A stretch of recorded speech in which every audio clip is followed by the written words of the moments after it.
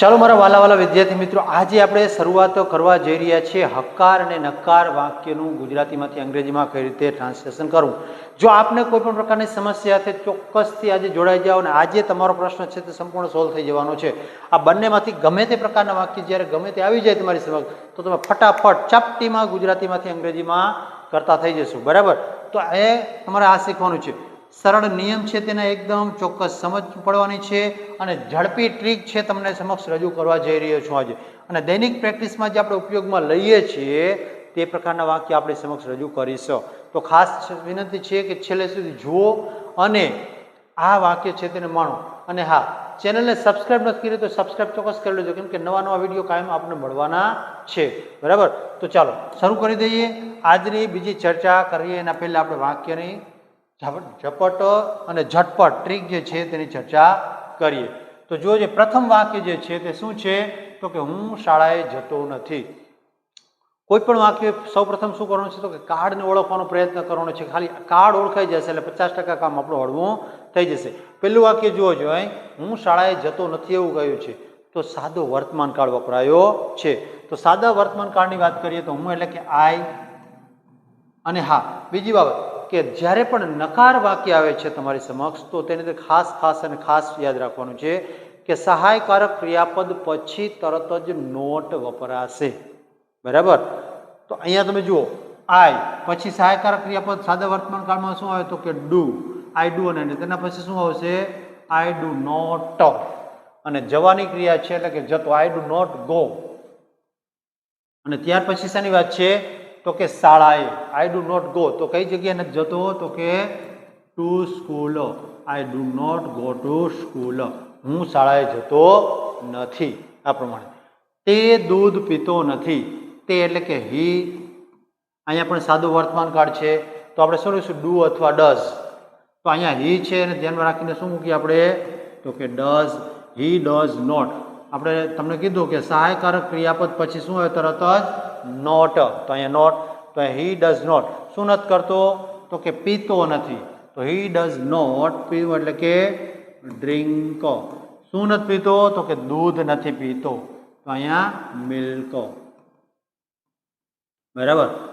આપણે વિદ્યાર્થી મિત્રો કાલે જ લેક્ચરમાં જે જોયું કે જ્યારે પણ ગુજરાતીમાંથી અંગ્રેજીમાં રૂપાંતર કરીએ છીએ ત્યારે શું કરવાનું છે, પહેલા કરતા લઈ લેવાનું છે ને પછી છેલ્લે ત્યાં પાછળ ધીમે ધીમે ચાલતું હોવાનું. મોટા ભાગે આ જ રીતના વાક્ય તમને જોવા મળશે. ચાલો પછી વાક્ય શું છે, અમે ક્રિકેટ રમતા નથી. બરાબર? અમે એટલે કે શું થશે, તો કે વી. પછી તેની સાથે સહાયકારક ક્રિયાપદ શું આવશે, ડુ. અને તેના પછી શું આવે, તો કે નોટ. અહીંયા છેલ્લેથી જવાનું છે. અમે પછી અહીંયા નોટ આવ્યું નથી એટલે કે ડુ નોટ. પછી રમતા એટલે play. We do not play. શું નથી રમતા, તો કે cricket. We do not play cricket. પછી મારી બહેન ટીવી જોતી નથી. અહીંયા મારી બહેન એટલે કે માય સિસ્ટર. My sister. અને તેના પછી શું આવશે, ડુ કે ડઝ, તો કે સિસ્ટર છે તે એકવચન છે એટલે ડુ લઈશ. ડુની જગ્યાએ શું આવશે, ડઝ. My sister does. પછી અહીંયા નોટ લઈએ, ડઝ નોટ. જોતી નથી એટલે વોચ. અને શું નથી જોતી, તો કે ટીવી. એટલે અહીંયા TV. My sister does not watch TV. આ પ્રમાણે. પછીનું વાક્ય, તેઓ આજે આવતા નથી. તો શું કીધું, ધેય.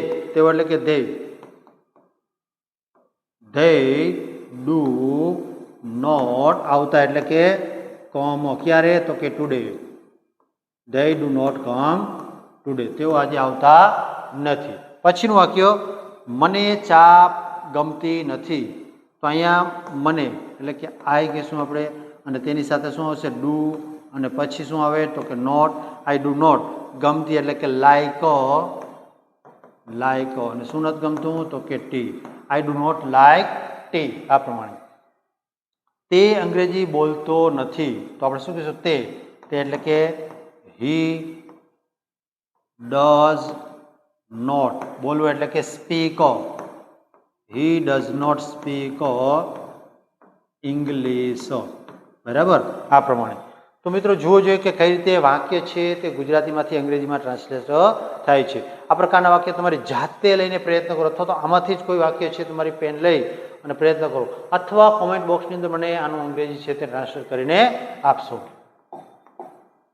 ચાલો, ત્યાર પછીના વાક્યની ચર્ચા કરીએ તો કેવું છે વાક્ય? બાળક રડતું નથી. બાળક એટલે ચાઇલ્ડ. શું કહીશું અહીંયા? ચાઇલ્ડ. પછી ડઝ નોટ, અને રડવું એટલે cry. Child does not cry. બાળક રડતું નથી. પછીનું વાક્ય, હું મોડો ઉઠતો નથી. તો શું કહીશું? હું એટલે કે I do not wake up. Wake up ત્યારે? તો કે late. I do not wake up late. હું મોડો ઉઠતો નથી. પછી તેઓ બજારમાં જતા નથી. તેઓ એટલે કે ધેય. ચાલો, આ ધેય. ત્યાર પછી નથી આવ્યું. જતા નથી એટલે સાદો વર્તમાન કાળ લઈ લઈએ આપણે, ધેય. તો શું કહીશું? ડુ. અને ત્યાર પછી આવે નોટ. અહીંયા સુધી આપણે કર્યું જતા એટલે કે ગો. બરાબર, અહીંયા ગો. અને ક્યાં નથી જતા? તો કે બજારમાં. તો શું કહીશું? In the market. In the market. ચાલો, આ પ્રમાણે. પછી શું તું શાળાએ જાય છે? હવે વાક્ય કેવું આવી ગયું છે? તો કે પ્રશ્નાર્થ. બરાબર, પ્રશ્નાર્થ વાક્ય છે એમાં થોડો તફાવત આવશે. શું આવશે? તો કે જે સહાયકારક ક્રિયાપદ અહીંયા બીજા સ્થાને આવતું હતું તે અહીંયા પ્રથમ સ્થાને આવી જશે, અને કરતા પ્રથમ સ્થાને આવતું હતું તે ક્યાં જતું રહેશે? તો કે બીજા સ્થાને. તો આ એક તફાવતના આધારે આપણે નક્કી કરી શકશું કે વાક્ય છે તે પ્રશ્નાર્થ બની જાય છે. ચાલો જોઈએ તે વાક્યને. બરાબર, ચાલો, પ્રથમ વાક્ય જે છે તે પ્રશ્નાર્થ પ્રશ્ન. શું તું શાળાએ જાય છે? તો અહીંયા તું એટલે કે શું થશે? યુ. તો યુની સાથે સહાયકારક ક્રિયાપદ શું થશે? ડુ. તેની સાથે યુ, ડુ યુ. પછી અહીંયા go. Do you go to school? આ પ્રમાણે. શું તું શાળાએ જાય છે? ચાલો, શું તે પાણી પી રહ્યો છે? તો શું કહીશું? અહીંયા તે એટલે કે હી આવશે. તો હી આવે તો તેની સાથે સહાયકારક ક્રિયાપદ શું આવે? તો કે ડઝ. શું આવશે? Does he. પીવે છે એટલે drink. Does he drink water? શું તે પાણી પીવે છે? પછી શું તમે ક્રિકેટ રમો છો? તમે એટલે ફરી વખત યુ આવ્યું. તો શું કહીશું અહીંયા? Do you. રમવું એટલે play. Do you play cricket? શું તમે ક્રિકેટ રમો છો? આ પ્રમાણે. ચાલો, નેક્સ્ટ જઈએ. તો આ રીતે પ્રશ્નાર્થ અને વિધાન વાક્ય કઈ રીતે બને છે તે આપણે ધ્યાનમાં રાખીશું. અને ત્યાર પછીના વાક્ય જે છે તેમાં જોઈએ તો ક્યાં કહેવાય છે? તો શું તેને ચા ગમે છે? તો શું કહીશું આપણે? ડુ. અહીંયા તેને એટલે શું કહીશું? ડુ. તેની વાત કરી છે એટલે તેને એટલે કે ત્રીજો પુરુષ એક વચન. તો શું કહીશું આપણે? ડુ. ડુ નહીં પણ શું થશે? Does he like. ગમવું એટલે કે like. Does he like T? શું તેને ચા ગમે છે? ચાલો, ટી. બરાબર. પછી શું તેઓ અહીં રહે છે? તો અહીંયા તેઓ કહ્યું છે. તો શું કહીશું? Do they. રહેવું એટલે કે લીવ, અને અહીં એટલે કે here.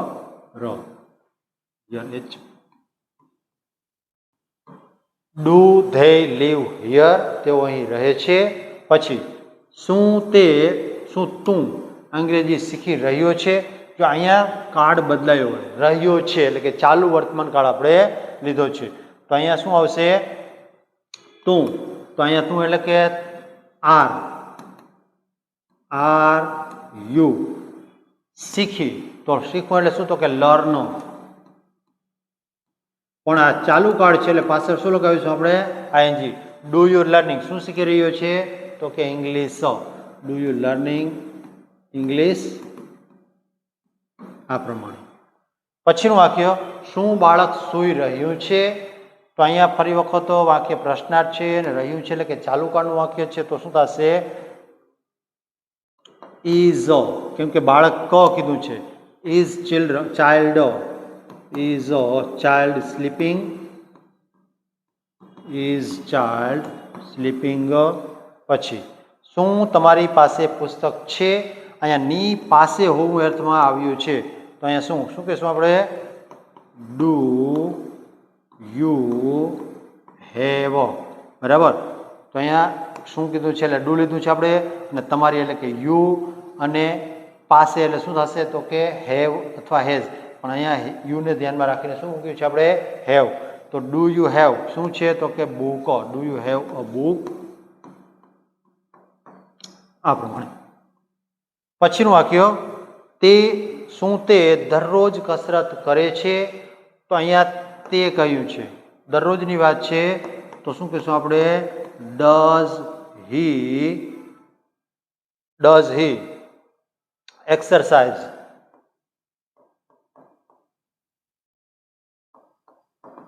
Exercise, does he exercise regular અથવા તો એવરી ડે? Every day. શું તે દરરોજ એક્સરસાઇઝ કરે છે? આ પ્રમાણે. પછી શું તમે મને ઓળખો છો?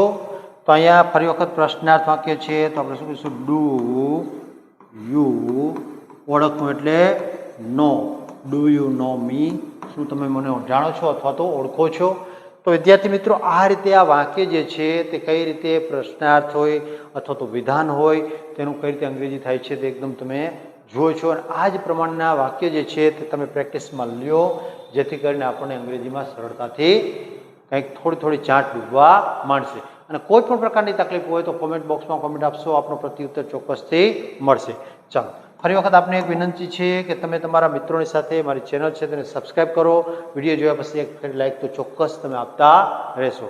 જય હિન્દ અને જય ભારતની સાથે આજના લેક્ચરને અહીંયા પૂર્ણ કરીએ.